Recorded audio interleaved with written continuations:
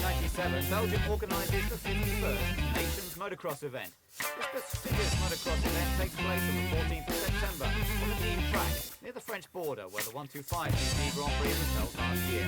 The track length of 1,995 metres, situated in a beautiful corner of the Belgian countryside, welcomes the 39 national teams who are looking to win this event. It was created in 1947. In order to fully understand the workings of the Nations Motocross, Wolfgang Serb, the president of the Motocross Commission of the FIM, explains the basics before the start of the first race.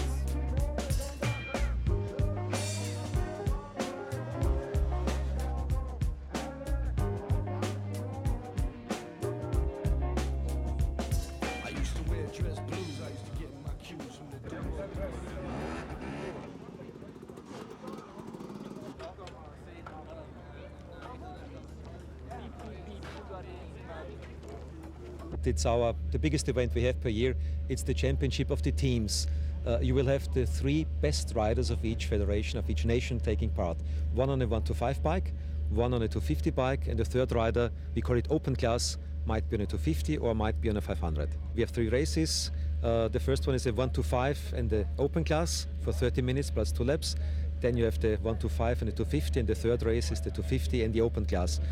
All the events, all the heats are for 30 minutes. It's very simple for the spectators. So the winner has 1 point, the second one has 2 points. We do not care on which bike he is, in which class he rides. We make it very easy for everyone. The winner has 1 point, the second 2, the third 3, and so on.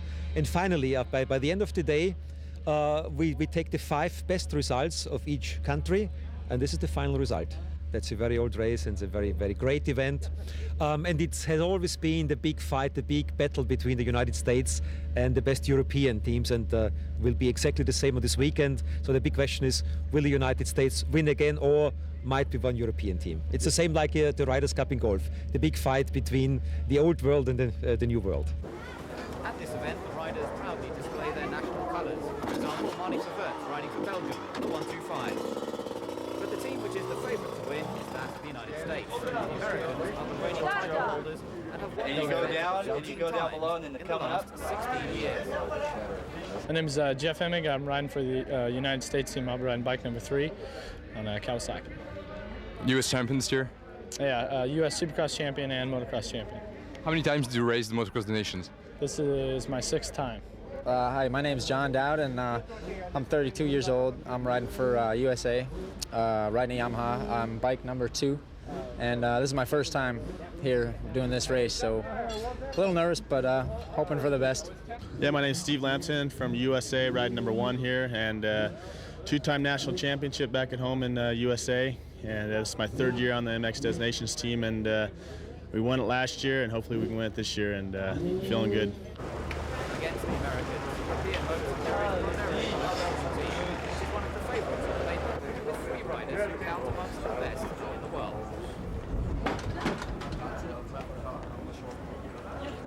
I'm Stefan Edwards, I'm 24 years old, I'm 4 times world champion, 1-time world champion Motocross of Nations.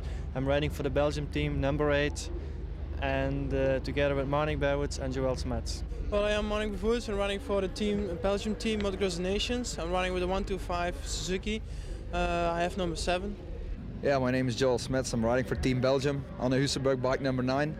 I won 2 world championships, and I hope I can win another one today. Is it going to be very hard today? Yeah, of course, because it's only one race a year and every team wants to win. In fact, it will be a tough battle. Marnie Verts on the number 7, 125, Stefan Edwards on the number 8, 250, and Joel Smets on the number 6, Husaberg, have a chance to compete in front of a home crowd. A significant advantage when you consider the enthusiasm of the Belgian fans.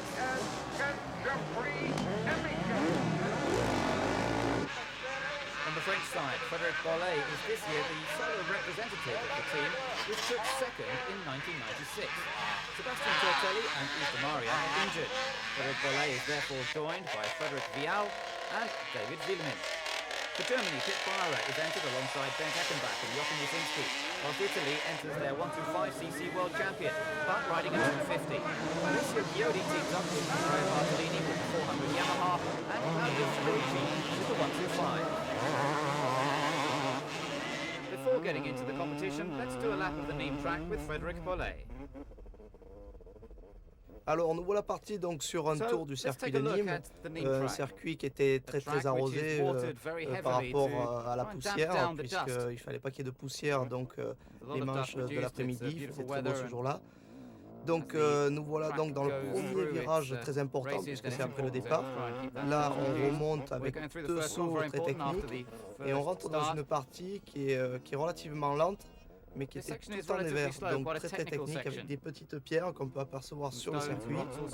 Donc voilà, là on redescend un petit saut encore bien technique, et là on peut apercevoir des flaques d'eau. Donc là ce virage-là était très technique aussi, donc la remontée juste après le gauche qu'on vient de voir, très mouillé, un droite en haut, très glissant aussi, et là on arrive dans une partie relativement rapide, toujours en dévers, avec des petits cailloux partout. Je pense que c'était une partie où on pouvait doubler, parce que c'était très large et justement très technique, donc différentes lignes pour doubler. Donc là on remonte en petit double relativement dur à passer, puisqu'il y avait une partie technique juste avant. Donc là j'enroule par rapport à la boue bien sûr, et là on rentre encore dans une partie très rapide, avec de grands sauts, notamment beaucoup d'ornières comme on peut l'apercevoir. Voilà, et là on entre dans une table qui était très longue. Bon, je saute pas là, mais il faut savoir que la table se saute. Là, on arrive par contre dans une partie, je pourrais dire, avec beaucoup de pierres, mais des pierres incrustées dans la terre, c'est-à-dire très glissant, très technique, beaucoup de trous. Je pense que c'était la partie la plus dure du circuit. Voilà, là on remonte, là on arrive presque à la fin du tour, une cassure en descendant. Donc on peut apercevoir deux bosses. Pareil, ça se sautait, mais là, évidemment avec la boue, ne sautez pas. Un virage à gauche, appui sur les pneus, et on revient sur la ligne de départ. Toujours beaucoup d'eau. Voilà, encore une table. Le dernier saut du circuit. Et nous voilà sur la ligne de départ.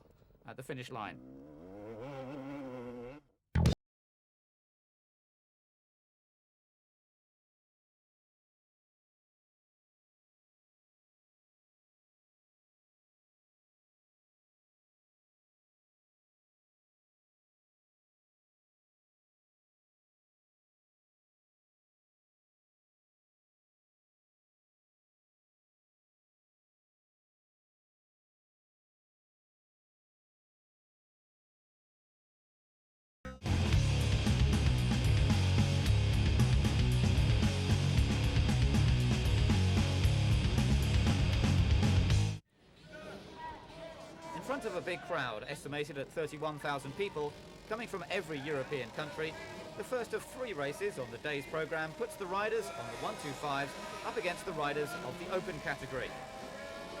Unfortunately for the riders in this first heat, the track has been a little too generously watered by the organisers, and it's in a veritable quagmire that the 39 riders of the first wave take on the difficulties of the Belgian track.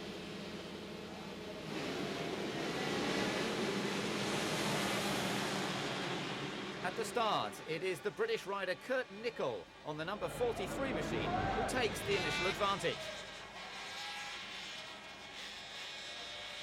Jeff Emig tries to get past him on this opening lap but runs too wide, and Kurt Nicol is able to retake the lead.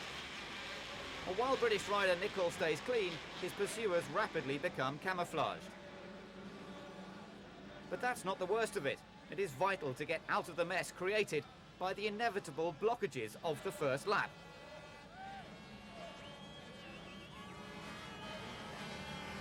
Just as Frédéric Bollet discovers stuck behind Jeff Emig.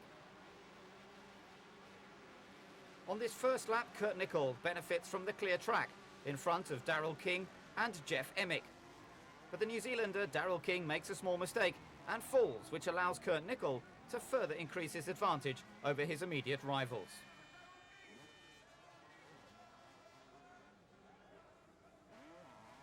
Kurt Nicol finished 4th in the 500cc World Championship this year, and the British rider seems at ease on this treacherous track. but it's clear that he did most of his work in taking the whole shot and in achieving a clear run. Behind Nicol, the positions, like the clothes of the riders, becoming less and less clear. But it's the American Jeff Emig who lies second on his 250 Kawasaki. He's entered in the open category, but he's chosen to ride his normal bike rather than the 500cc with which he's less familiar. The American is therefore in second place on his bike at the end of the first lap, in front of the 500 Pittsburgh, Joel Smets, Darren King, Frederic Collet, and the Italian Andrea Bartolini. At the end of the second lap, Kurt Nicol continues his solo charge up front on his KTM 360 two-stroke machine, whilst he has to go down to 10th place to find the first 125, ridden by the American Steve Lamson. He's just in front of Belgian Marnik Verwerts. Also on 125, Nadia Federici is 13th, and David Fieleman is 19th. But behind Kurt Nicol, second place has got a big battle between Jeff Emig, number 3, Joel Smets, number 9, and Darrell King, number 19, to remain close to the group. Jeff Emig is under direct threat from the 500cc world champion, Joel Smets, number 9. Encouraged by an enthusiastic crowd, the Belgian attacks the American appears to overtake him, but Emig responds brilliantly and quickly retakes second. In such a muddy course, it's obvious that whoever leads has the advantage. His immediate pursuer has to make sure he can see before thinking of passing.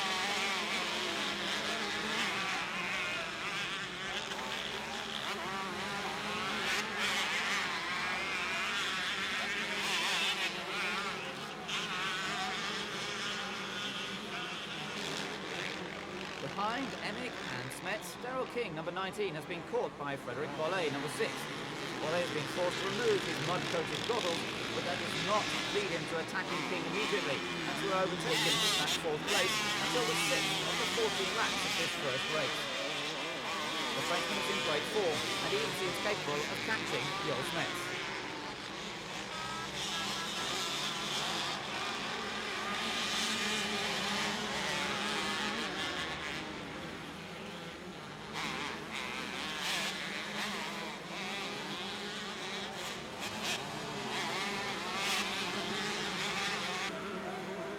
Within a few laps, the gap is closed, and the battle for second is now between 4 riders, all still behind Kurt Nicol, with his comfortable lead. Jeff Emig, number 3, holds second, ahead of Joel Smets, number 9, Fred Collet, and Andrea Bartolini, number 25, who has caught the Frenchman after passing Darrell King. But for the moment, it is Collet who attacks Smets.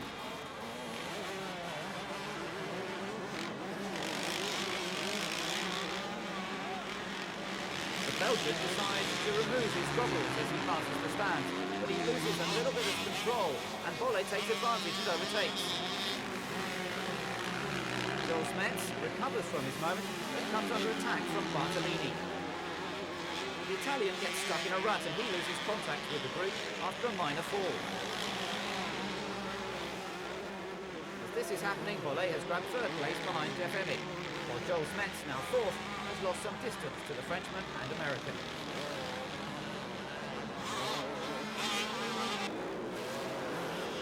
Frederic Collet is fired up, and while his teammate David Fieleman on his 125 is up to 14, Collet attacks Emig for 2nd place in his first race. The deep ruts which are formed on the Nîmes circuit do not make the task an easy one. The man from Marseille does not relax the pressure on the American, also riding a Kawasaki 250.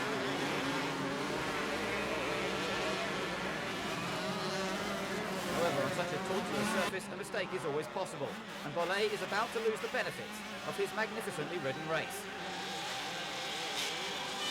After this fall, 3 laps from the end, he rejoins down in 6th place, a place which he keeps until the end.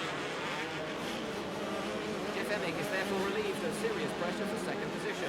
He's followed by Joel Smets and Darrell King, the New Zealander having benefited from the falls of Bartolini and Collet to retake the 4th place which he held at the beginning of the race.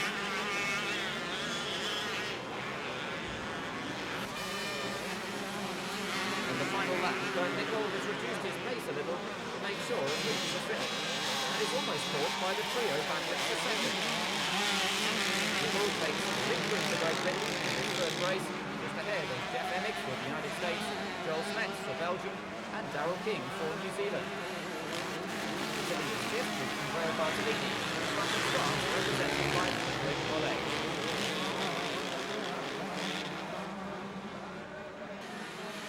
Here's the result of the first race with the 125s and open category.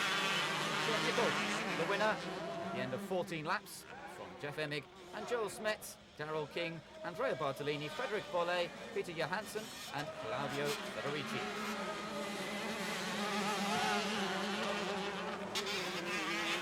Let's hear from the winner of the first race, Britain, Kurt Nickel.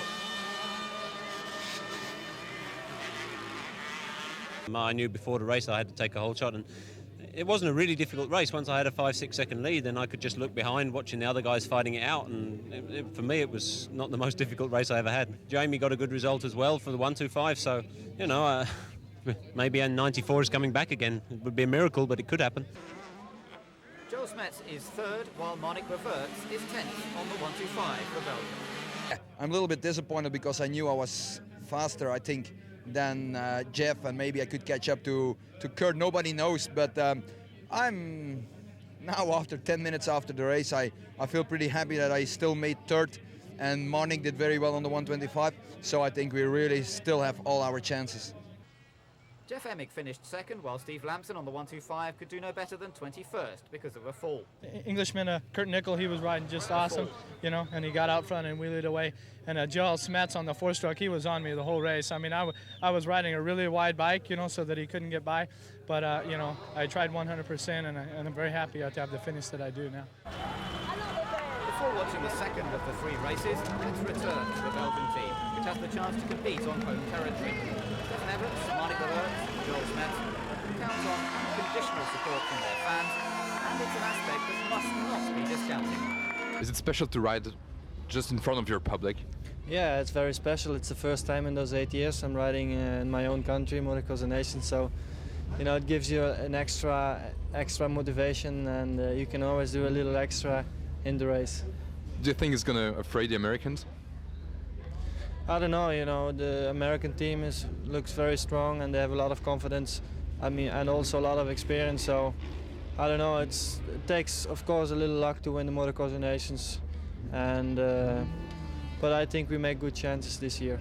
Is there a kind of a competition between Belgian drivers? I mean, do you want to beat them, or do you want to cooperate? How does it be? How is it? Sorry. Yeah, the press often thinks, and also the people, yeah, because of the press, they think that there is a rivalry between the riders in the Belgium team, for sure, because of Stefan and Monique. They're racing against each other for 3 years now, but with the Motocross of Nations, we don't think about rivalry. It's just the team spirit that counts, and Stefan and Monique, they are really mature if it concerns team spirit, and I think they don't think about individual results, but if Belgium team is on the highest step of the podium on Sunday night, that's the only thing that counts. So if you win, it will be also the public that wins? Yeah, of course, if we will this weekend, then for sure it will be Belgium that won. So it means the riders, the teams and the public. Well, it's always nice to be racing at home, because it's going to be a lot of crowd here, and many spectators going to be behind us, and I think it's going to be good for us to motivate ourselves for tomorrow. It's a Belgian team which will therefore be stronger than ever this year.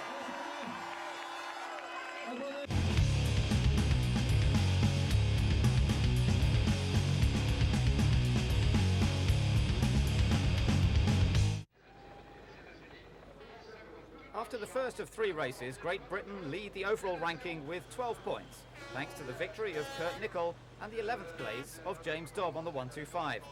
Belgium is second with 13 points, equal with Italy. At the start of the second race, we again see the 125 riders, who have had only 45 minutes to rest after the finish of the first race, opposed this time against the 250 riders. The surface is dry by the time the second race begins, and it is the German Pit Beyer on the number 11 who makes the whole shot, while the Swede Joachim Karlsson comes close to falling in the first corner.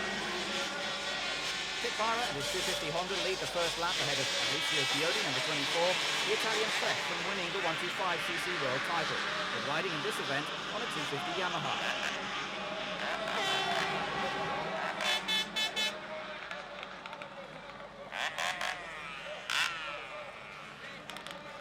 Behind Byra and Chiodi, Frederick Vial, number 5, is third in front of the American John Dowd, number 2, and the British rider Mark Eastwood on his 250 Honda, number 42. Italy and Great Britain have therefore started well, but Stefan Everts, number 8 for Belgium, is at the moment down in 8th place.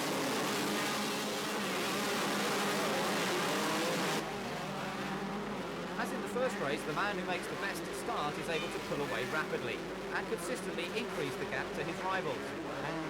After his recent win in the German 250 Grand Prix, the last round of the World Championship, in which he finished third overall, Barra has gained enormous self-confidence, and he demonstrates it with a stylish ride in this second race. At the end of the first lap, he leads clearly from Alessio Chiodi, number 24, and the Frenchman Frederick Vial, number 5, who's riding a 250 in this event for the first time, an event which he has done 4 times before. Vial is followed by the American John Dowd on his number 2 Yamaha. At the end of the second lap, Byra is still in front of Chiodi, but Vial is under pressure from John Dowd to take third place. The challenge from the American cannot be held off, and the Yamaha Motor France rider has to give in. At this point in the race, the second American, Steve Lampson, is 15th on his 125, and the other Frenchman, David Vielemann, is only 21st with his 125 Yamaha. Taking third place, John Dowd maintains America's chances in the Nations Motocross, but Lampson could do no better than 21st in the first race, and that means they are down in 6th place in the overall ranking.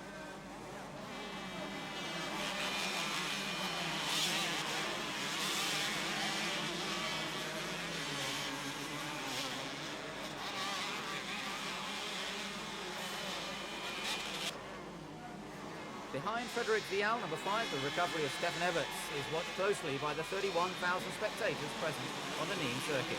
After 5 laps, the 4 times world champion has already caught Frederick Vial, and in spite of a less than perfect handling machine, the world champion in 250 is going to give his all in trying to improve Belgium's standing in this penultimate race of the Nations Motocross event.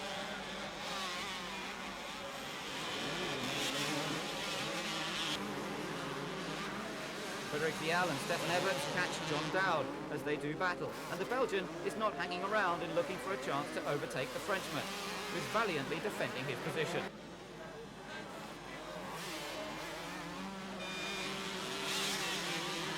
At the end of the 5th lap, Stefan Everts manages to overtake Fred Vial at the start-finish line. The Belgian now lies 4th, and now sets off after Alessio Chiodi, who has been passed by John Dowd. Things have improved for Belgium, as at the same time, Monica Wirtz has moved up to 13th place on his 125.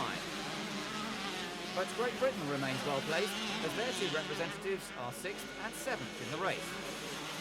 For France, like Fred Vial on the 250, David Vielemann does everything that he can, and he's now moved up from 25th to 16th.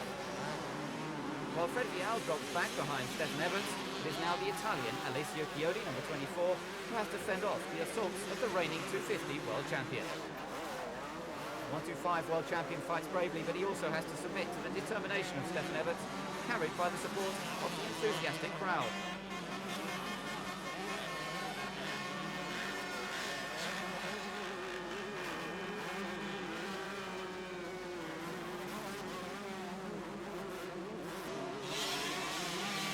Now in third place, Everts has second place American John Dowd in his sights as Barra continues to lead the race. The Belgian audience does not have long to wait, and Everts passes the American. Without his bad start, which meant he had to fight back up the field on a treacherous surface, with the disadvantage of goggles cloaked in mud and deep ruts which required special attention, it's almost certain that Stefan Everts could have contested the win with Barra.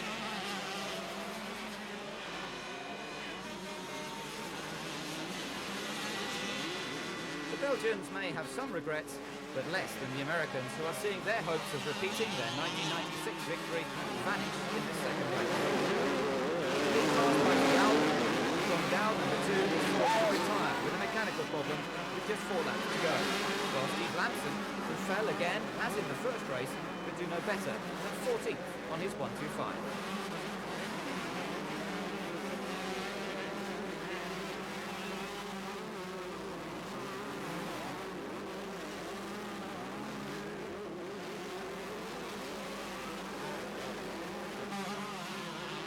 In the lead since the start of the race, Pitt-Barra has performed brilliantly on his 250 Honda. The German rider is even able to wave to the crowd on the last lap as he has a lead of around 10 seconds over second place, Stefan Evans.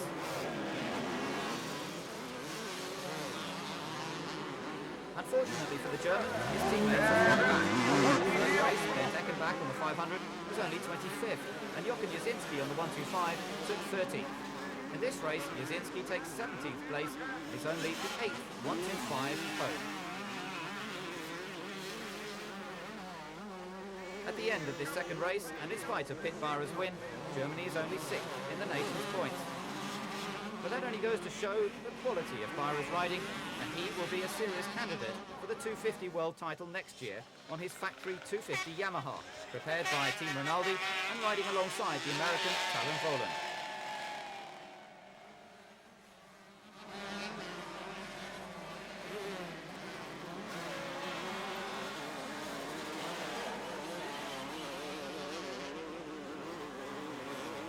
Barra finishes the race pulling a suitably big wheelie. Stefan Everts finishes in an important second place for Belgium, just in front of Alessio Chiodi, who maintains Italy's chances of the overall win.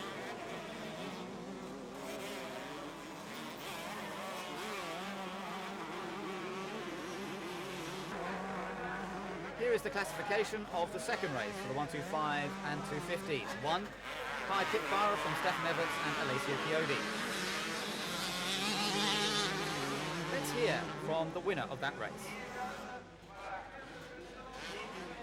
I had a really good start.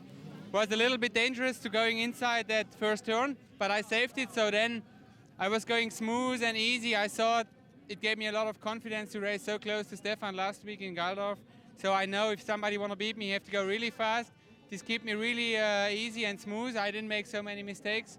Yeah, just a great race. A great race from Stefan Everts, who came up to second.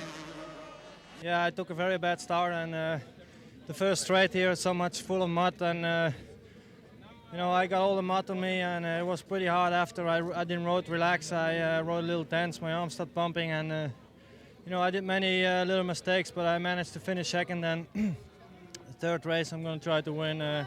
Should be possible. I'm riding good, but I just need to get a better start. Was it hard to pass Viale and Chiodi?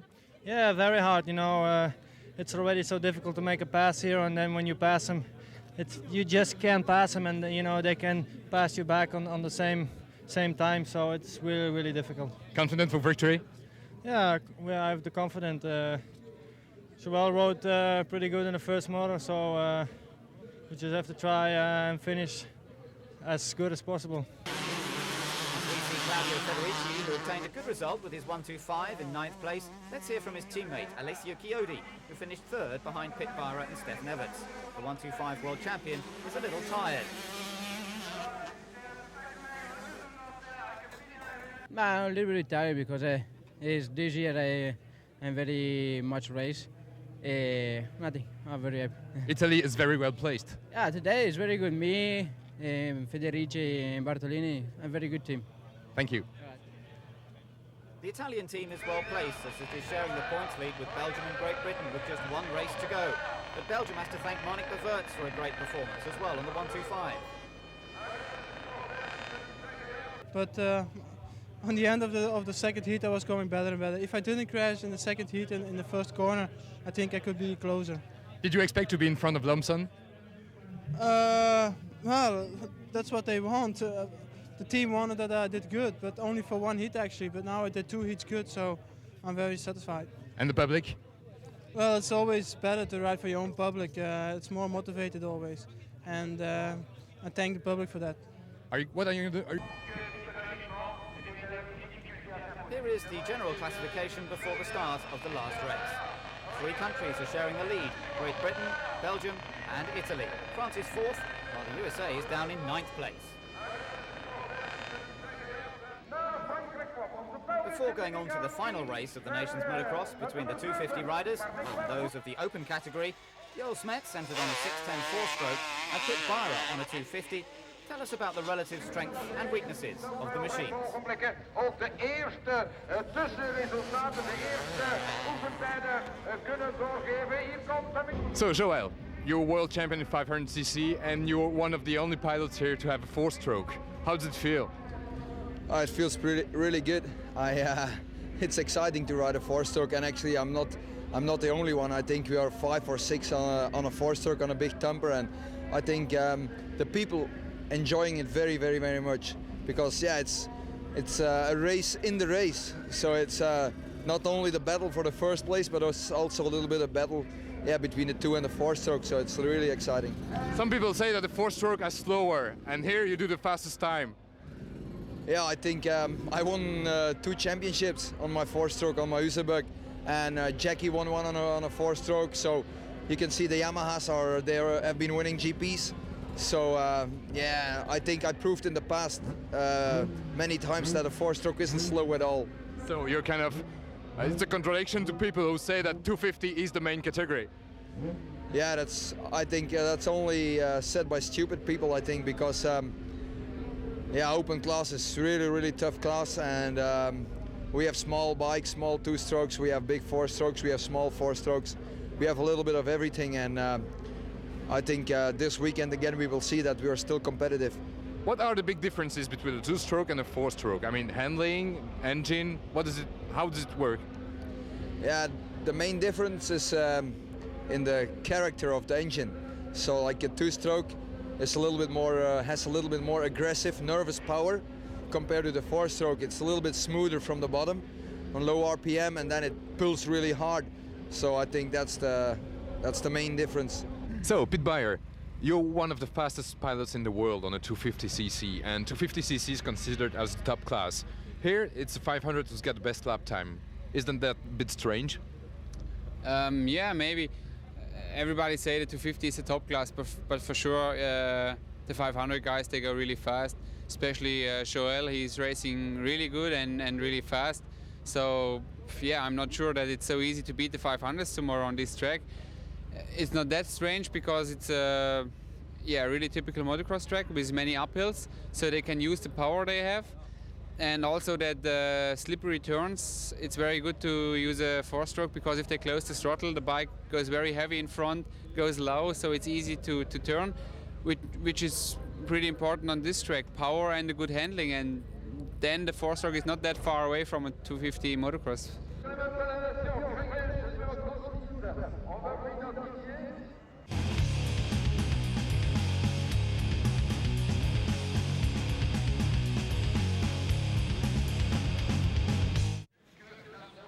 Among the numerous French supporters who have come to the 1997 Nations Motocross event, one of them has a particular interest in the performance of his compatriots. Injured at the Venezuela Grand Prix, Sebastian Tortelli is this year reduced to the role of spectator, after having been a part of the French team which finished second last year. And sure, I would like to be on the track, and I would like to do my best on track, but I have a big injury on Venezuela, so I have to keep my quiet and just to watch and just learn for next year.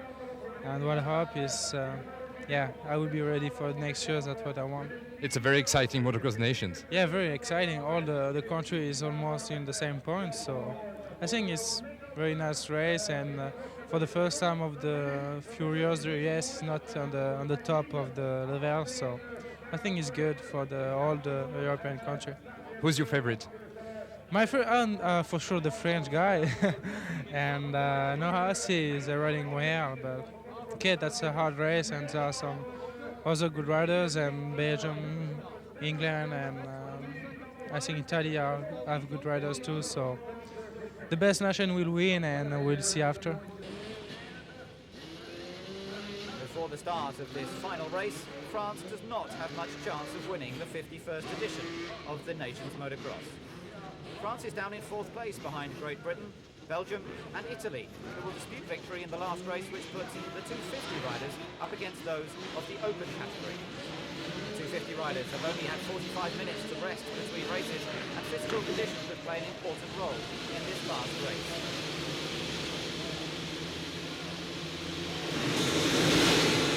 Off they go to decide the overall winner of the 1997 Nations Motocross. This time it's Joel Smets who leaps in front, but he is passed immediately by Jeff Emig and Pitt Byra.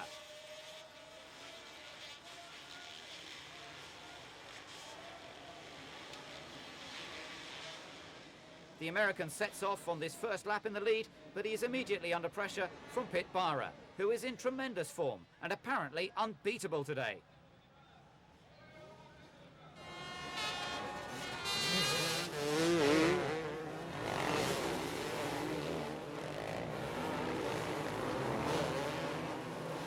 Behind these two, we see Joel Smets, number 9, Mark Eastwood, number 42, Frederic Bolle, number 6, Andrea Bartolini, number 25, Leon Nismes, number 16, Joachim Carlsen, number 21, Stefan Everts, number 8, and Daryl King, number 19.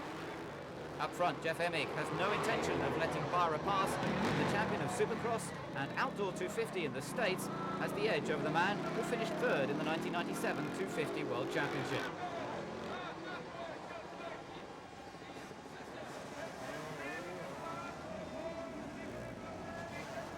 But today, on this Belgian track, the European riders have decided to bring to an end the 16 years of almost uninterrupted domination by the American team.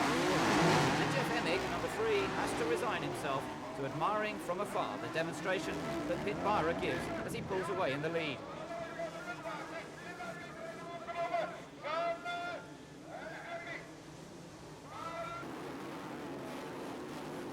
German rider being unbeatable, interest now centres on the battle for second place between Jeff Emig and Joel Smets.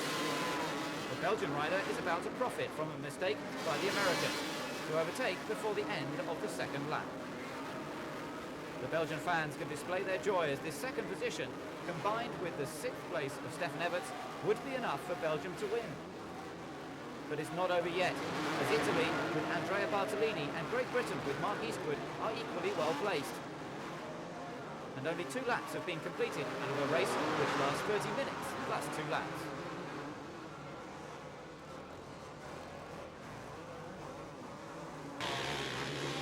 Not only is it still to play for, but it is made more complicated by a group of 4 riders behind Smets.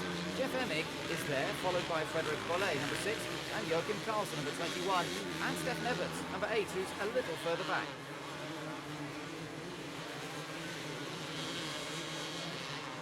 At the start of the 3rd lap, the American rider of the number 3 Kawasaki seems to be feeling the strain and is passed in the same corner by both Bolle and Carlsen. The Swede gains another place by passing the Frenchman. Unfortunately for the best representative of the American team, he still cannot relax because his 5th place is now under pressure from Stefan Everts.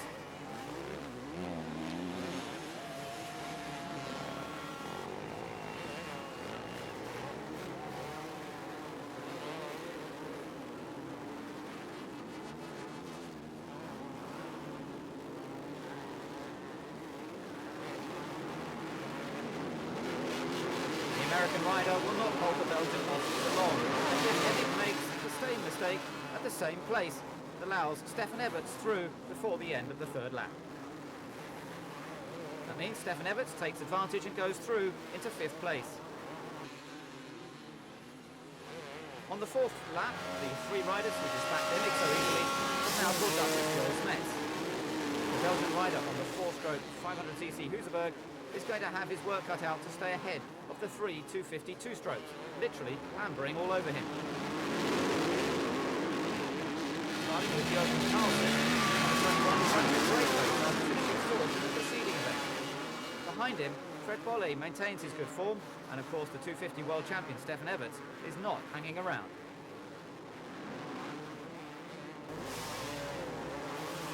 Meanwhile, poor Jeff Emig continues his plunge down the order. Having led just after the start, he's now 6th, and the Italian Andrea Bartolini, number 25, on his new 400 Yamaha YZM, is ready to push him a further place down. It won't be long. Jeff Emig will end up finishing in 12th place in this race, just behind his teammate John Dow. The The action is all happening in the group of 4 riders who are battling behind Pitbara, still well out in front. Joachim Carlsen is now attacking Joel Smets for second.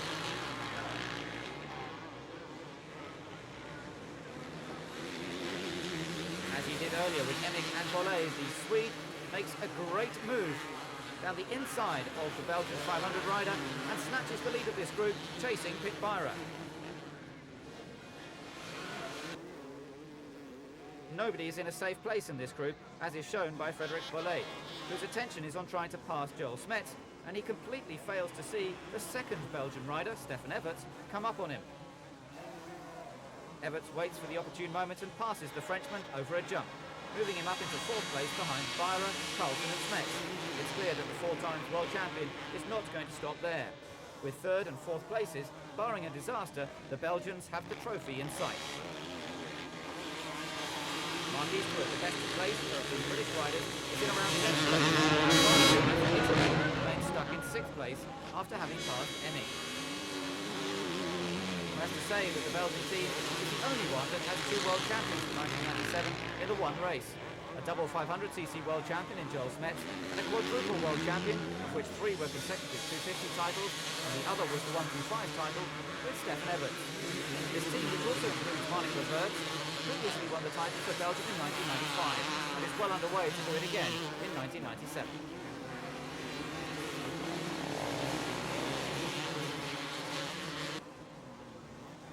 While Joachim Carlsen seems to be able to escape a little from the group, the battle between Joel Smets and Stefan Everts does not last long. The 500 world champion knows that the 250 world champion is faster on this terrain, and he lets him pass to chase after the Swede, with the aim an eventual 2nd place. Sweden also has a good season.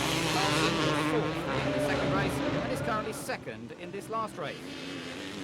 Thanks to good performances from Carlsen and Johansson, Sweden is going to climb from 14th to 4th place in the final ranking. Carlsen, who finished this year's 250 World Championship in 5th place, achieves a great result by fending off Everts right up to the flag.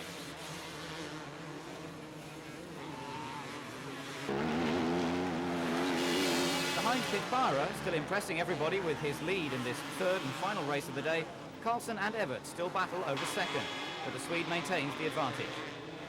A few metres behind Everts, Frédéric Bollé now attacks Joel Smets for the 4th place.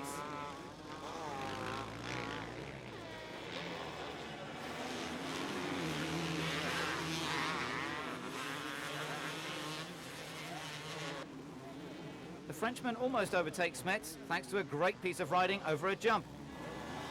But the 500 world champion, encouraged by his fans, does not let him pass and keeps up a superb resistance.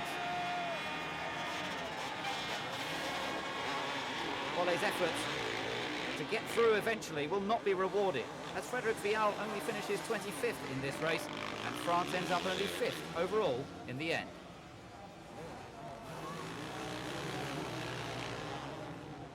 The rider of the number 6 250 Kawasaki finally gets in front of the number 9 Husaberg, but the battle has been superb.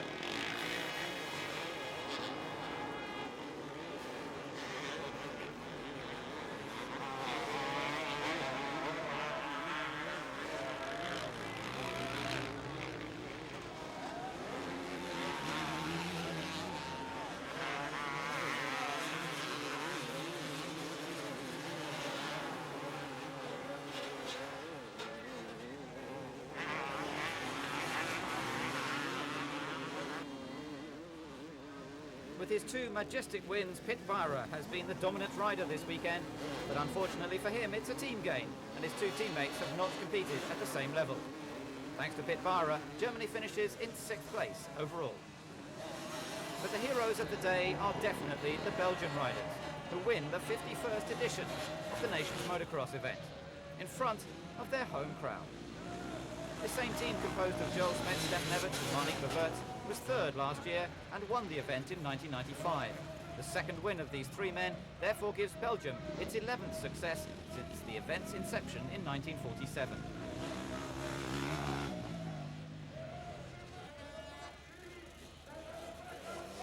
Here is the classification of the 3rd race between the 250s and the open category riders. And now, let's hear from the winners of the event, starting with Stefan Everts. It's such a great feeling. I don't know if I win at the last lap. The people were cheering so loud, and I thought I had it, and I'm so happy I did so great season. And winning Motocross of Nations, that makes the season so great. I think for all three of us, we worked all three very hard, and I'm very, very happy to win it, especially in Belgium. Thanks to the fans. Here is the final ranking of the Nations Motocross event, with the second win in 3 years for Belgium ahead of Italy and an excellent British team. Let's hear from Joel Smets.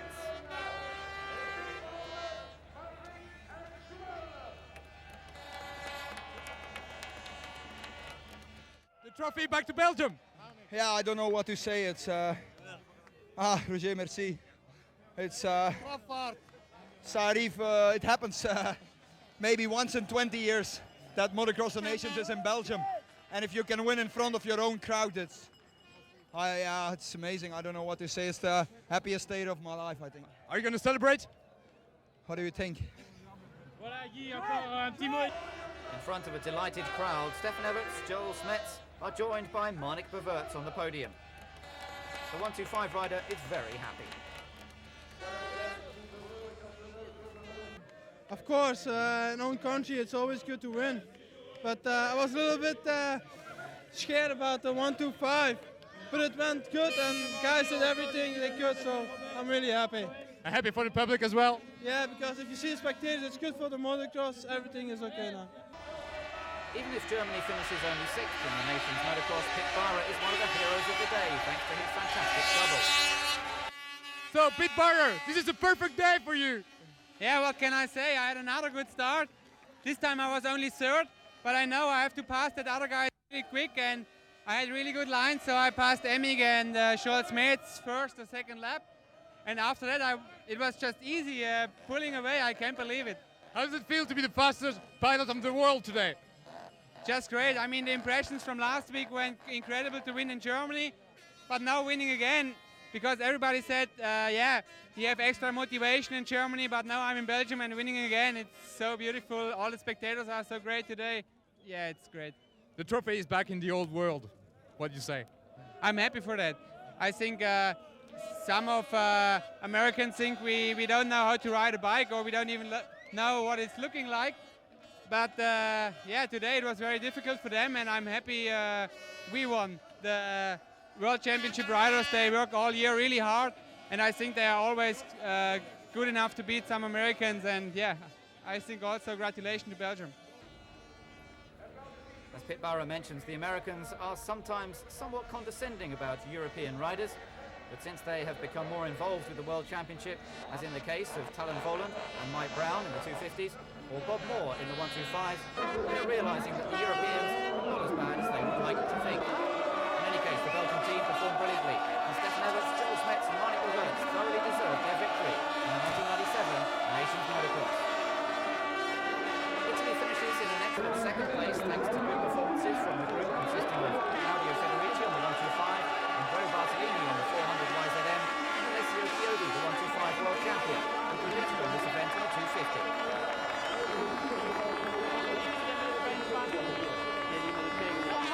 I'm very happy for the team because the second place, too much here, no good. Today is very good. I'm very happy for the nation.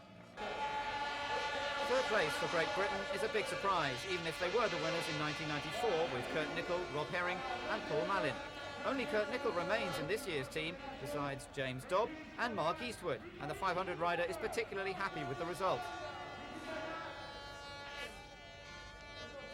I think for England it was a very good day because, you know, if you look to our team, on paper we were not strong like the Belgium, so, you know, I think third place we can be very, very happy. But we'll give the final word to Joel Roberts, the happy team manager of the Belgian team, who congratulates his three riders. I mean, I think it's the biggest dream I haven't seen in my life because I have some good day when I was riding, but today was a very, very special day. I never will forget this day. And I think I can't say how many thanks I must give to the rider because they have done a good, very good job. I think they have made it for me because they want to win for me. They are very, very, very nice people. In his first year as manager of the Belgian team in the Nations Motocross, Joel Roberts has scored his first win. In spite of 6 World Championships and his 50 Grand Prix wins, which have made him a living motocross legend, Joel Roberts counts this as one of the best days in his sports career. So we leave the Belgian team and their thousands of supporters celebrating in Nismes. Thanks for having joined us, and see you soon for our next Motocross magazine next week with a review of the 250 World Championship. Thanks and goodbye.